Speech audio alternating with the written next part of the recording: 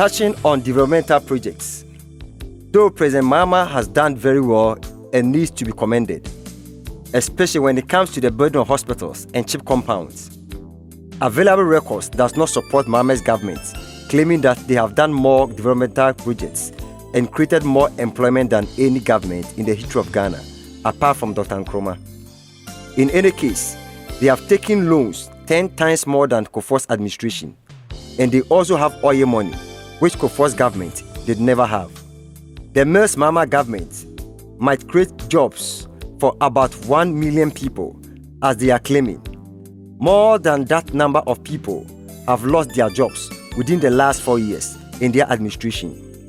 Many contractors, importers and exporters, and other businessmen cannot even pay their bank loans because of the unfavorable conditions in the country. Barbering shops, tailors, mechanics, farmers, etc. have all lost their jobs. Both agriculture and industries have registered negative growth. Teachers and nurses are also at home without jobs, so it is difficult to understand why someone can come out with these figures. Head-to-head infrastructure developments and further between President Kufuor's administration and Atta Mills Mahama administration. In our agri sector, the NPP government built the Ayensu Starch Factory and renovated the cocoa processing company in Kumasi. They also imported 3,331 brand new tractors to the country in their quest to improve agriculture. They set up a Northern Development Fund with a seed capital of $25 million to reduce the poverty in the northern sector of Ghana. Through good policy and programs, the NPP government increased cocoa production from 350,000 to 780,000 metric tons and projected that would be increased to 1 million metric tons in 2010. And truly, it happened under President Mills' administration in 2010. They also introduced a new breed of cocoa that produces 3 times more than the old Tetequashi variety. And it is always shocking that the NDC is going around saying that they are replacing the old cocoa tree. That is why the cocoa production is declining. Kufuor's administration used to pay money to the farmers on each Tetequashi cocoa tree that was replaced by the new cocoa breed. In our agri sector again, the NPP government started the construction of 14 new fishing harbors for the various communities to also reduce the poverty level in the fishing communities. Agricultural growth was increased from 2.1% in 2000 to 8.5% in 2008. The NDC government, on the other hand, has also built Commander Sugar Factory and the Shea Butter Factory in the northern region. They have also imported 500 tractors into the country. Unfortunately, cocoa production under President Mahama has been reduced from 1 million tons to less than 700,000 tons. This 300,000 metric ton shortfall alone is about $900 million to $1 billion. That is 300,000 metric tons times $3,000. Just $100 million out of this $900 million can be used to build about 500 to 1,006 unit classroom blocks in every year, depending on the government in power. $100 million again can be used to construct about 300 to 1,000 dams in the 3 northern regions, also depending the size of the dam. The money to be used to develop the agri sector in the 3 northern regions under President Mahama has been misused by the JIDA, SADA, etc. The premix fuel, another incentive for the fishing communities, are very expensive these days. Agricultural growth under President Mahama has been declined from 8.5% in 2008 to 2.7% in 2016. On sports, NPP tenure again witnessed the construction of 2 new sports stadia at Takoradi and Tamale. They also renovated both Kumasi and Accra sports stadia. They also constructed Theodora Oko hockey pitch, and another one was started at Cape Coast, etc. The NPP administration hosted the African Cup of Nations in 2008 successfully without any problem or scandals. Mr. Osafo Maafo qualified Ghana for the first time to the World Cup. Papa Osu Ankuma also took Black Stars to the World Cup, and they came back successfully, also without any shred of corruption or scandal. Okay. There were no complaints about bonuses whatsoever. The NDC administration has also completed the Cape Coast Stadium. Unfortunately, the NDC is exaggerating on the one stadium as if no other government has built a stadium in Ghana before.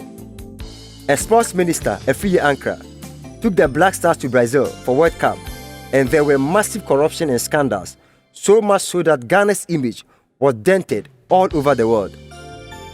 Another NDC sports minister, Mama Yarga, came, and within a short time, he bought a football team in his region.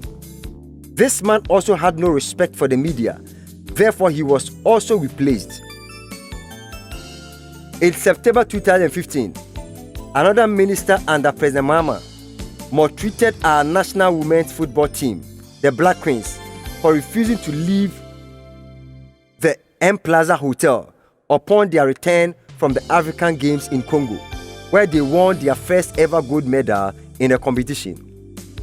These ladies were also demanding their accumulated outstanding bonuses of $23,000 each. Unfortunately, the sports ministry refused to give them that money. The current sports minister, Mr. Neelam Van Der Poel, does not see eye to eye with the GFA boss, and because of this and others, sports in general is declining in Ghana. Even the under-17 ladies team at the FIFA World Cup in Jordan, the Black Maidens, as at 5th October 2016, were complaining of not having money to buy pad. It is sad to know that most of the ministers under President Mahama are very bad managers. Women and children are always vulnerable, and any leader that takes them for granted can never be tolerated. On road sector, the NPP witnessed the construction of road networks from 35,000 kilometers to 65,000 kilometers, an increase of about 30,000 kilometers. The data of the NPP's 30,000 kilometers road is verifiable at Ghana Highways Authority and Ministry of Road and Transport. Some of the roads that were constructed under Kufuor's administration were Accra to Kumasi, Accra to Aflao, Accra to Ho, Accra to Aburi, Accra to Takrade, Kumasi to Techiman, Agogo to Afram Plains, Domahinkro to Gonokrom, among others. In the city of Accra, NPP constructed the Tekwashie 37 Military Hospital to Accra, the Nima Highways, Kaneshi to Malam, Circle to Achimota, George Bush Highway, and many others. On the interchange, the NPP government constructed the Tekwashie Interchange, Tema Ashama Interchange, CP Interchange, Achimota Interchange, Malam Interchange, Asafo Market Interchange in Kumasi, and many more. President Mahama's government, on the other hand, has constructed about 6,000 kilometers of road. This can be verified in the 2016 Nations Address by the President. The NDC has also built Circle and Kaswa Interchange. It is quite surprising again that the NDC is exaggerating on the few things that they have done as far as road is concerned. On education, since President Kufuor said he believes that the quality of schools and its products can't match more than the quantity of campuses, he decided to put value to the existing ones rather than to bow to the false dictates of uninformed populism to rush to build new ones. In this case, after extending the campus of UDS to both Wa and Bolgatanga, he allocated some money as special foundation for seed capital to upgrade the UDS campuses in Tamale, Wa, and Bolgatanga. Good. The UDS student population increased from 700 in 2000 and 2001 academic year to 6,500 in 2006 and 2007 academic year. He also upgraded the Winneba School of Education and Tako School of Mines to a fully university status. The investment made in these universities by the NPP administration would have built about 10 new universities like those started by Mahama government if President Kufuor had wanted to present them to Ghanaians as NPP accomplishment. NPP government also built 31 lecture theatres at the various universities and many other facilities, including hostels. NPP government set up medical schools at University of Cape Coast and built Ghana Telecom University as well. Kufuor's administration also bought 76 vehicles and supplied them to various colleges of education. They also bought 224 vehicles and supplied them to various second cycle institutions. They set up Dunkwa Onofin Health and Nursing School as well. President Kufuor started upgrading 56 model schools and completed about 31 of them. An investment made on each school would have built about 3 of the community day schools that are currently being built by President Mahama's administration. Examples of some of these schools are the Konongo Odumasi SHS and Anglican SHS. In Konongo Odumasi, for instance, the NPP government built 1 classroom block, 2 dormitories, an assembly hall, a dining hall, teachers' bungalows, and a library. They also constructed asphalt roads from Konongo Odumasi Township to the school and all the campuses. President Kufuor also built a complete senior high school in Chifipraso and handed over the old site to the Help Assistance School in Chifipraso. The NPP government built about 1,234 primary schools, 1,360 JHS blocks, and 5,000 preschools. On health sector as well, though President Mahama has built more hospitals and cheap compounds, like the Rich Hospital and others, they have neglected the other aspect like the National Ambulance Scheme, and the NHIS is also in arrears. The psychiatric hospital is closed down due to the lack of money as usual from the government. The nurses, doctors, pharmacists, and the hospital staff hardly receive their salary on time. Lack of facilities and many other things are the order of the day when it comes to the health sector. On the other hand, the NPP administration secured 54 million euros Dutch grant for the upgrading of Tema Regional Hospital to a teaching hospital. The 37 military hospital was also expanded under President Kufuor's government. The state-of-the-art emergency center at the Komfo Anokye Teaching Hospital in Kumasi was also built under Kufuor's government. The Komfo Anokye Teaching Hospital was expanded from 1,465 bed capacity in 2000 to 1,840 in 2005, an increase of 400 beds in that hospital. The Cardiac Center at Kolebu Teaching Hospital and many other expansions were done during the NPP administration. Available record shows that the NDC government has performed very abysmal for the last 4 years, especially under President Mahama. The latest IMF report also suggests that Ghana's GDP growth is going to be around 3.3%, the slowest since 1999. Since there is always no money for the NDC government to pay the workers of this country, the MP's Common Fund, the school feeding program, the NHIS, and others, how are they going to be getting money to do it if they are given the mandate for the next 4 years?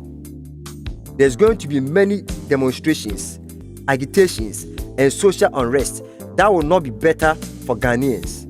Ghanaians cannot go through another 4 years of hardship. Even though all the presidential candidates may qualify, the only party that's ready to win the election from the NDC party and take Ghana from hardships and many more of IMF conditionalities is the NPP and its flag bearer, Nana Addo Dankwa Akufo-Addo.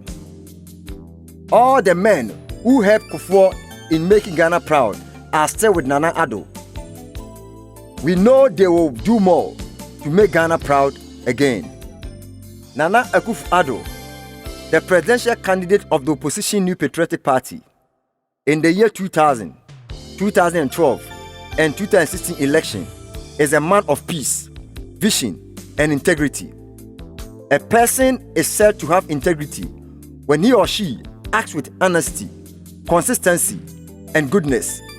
Such a man is Nana Akufo-Addo.